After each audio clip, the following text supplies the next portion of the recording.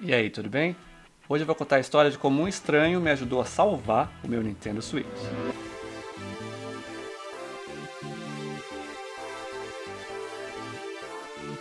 Desde o meu primeiro iPhone, o 2G, que nem vendia no Brasil, eu cheguei a comprar importado, ali gastando todo o meu suado salário, eu não tinha como utilizar ele sem desbloquear. Lá vai eu explorar na internet como fazer o jailbreak do aparelho, uma coisa que depois ficou muito comum, né? Mas que na época era praticamente se sentir um hacker, mexendo no sistema operacional de um aparelho fechado e liberando ali uma função extra dele. Bom, isso se mantém até hoje. Sempre que eu posso e sempre que eu tenho oportunidade, eu gosto de explorar e mexer um pouquinho para habilitar algumas funções extras dos aparelhos eletrônicos que eu possuo. E o Nintendo Switch não foi uma exceção.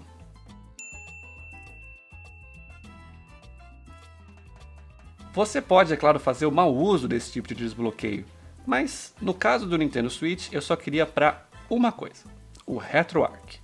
Para quem não conhece, o RetroArch é uma espécie de central de emuladores. Lá você pode basicamente instalar qualquer jogo das gerações anteriores, Super Nintendo, Nintendinho, Mega Drive, PlayStation 1, e rodar no console. Então, olha que interessante, você tem ali na mesma unidade, de forma portátil, afinal o Nintendo Switch tem esse diferencial, os jogos da própria Nintendo como Super Mario, Donkey Kong, e também a possibilidade de jogar aquele clássico do PlayStation 1 que você tem saudade, sabe? Spyro the Dragon, Final Fantasy VII, é muito tentador. Então, lá em 2018, quando eu comprei meu Nintendo Switch, eu fui e fiz o desbloqueio. Na época era muito complicado, mas seguindo o passo a passo da internet, deu certo. A cada atualização de firmware é sempre uma novela, né? Assim como no iPhone, quando você faz o desbloqueio do firmware do aparelho, toda atualização é um risco. Isso, bom, não tinha acontecido comigo antes, até o ano de 2020.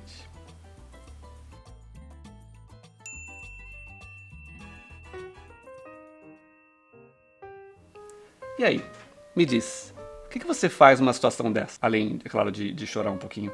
O seu aparelho para de funcionar, para de ligar, fica na tela preta. Minha esposa ficou brava e ficou sem o Animal Crossing dela. E aí? E agora? O que fazer depois que o seu aparelho brica, não é? Antes de tudo, para entender como reverter o problema, você tem que descobrir o que está causando isso, certo? E aí que entra a ajuda anônima da internet.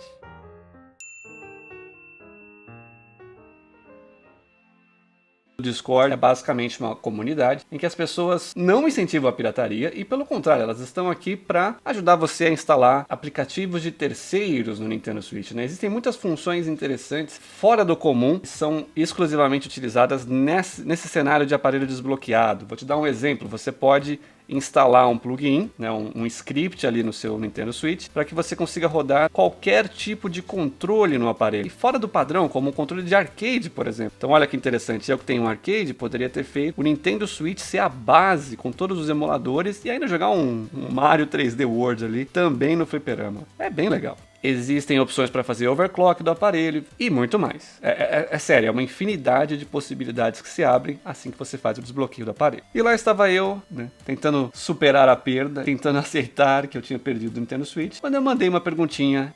E aí galera, aconteceu X situação, será que alguém pode me ajudar? E qual foi a minha surpresa? Um monte de gente respondeu. Entre elas, um cara que merece menção aqui, Cyrus M. Tá o nome aí na tela porque eu não sei falar isso direito.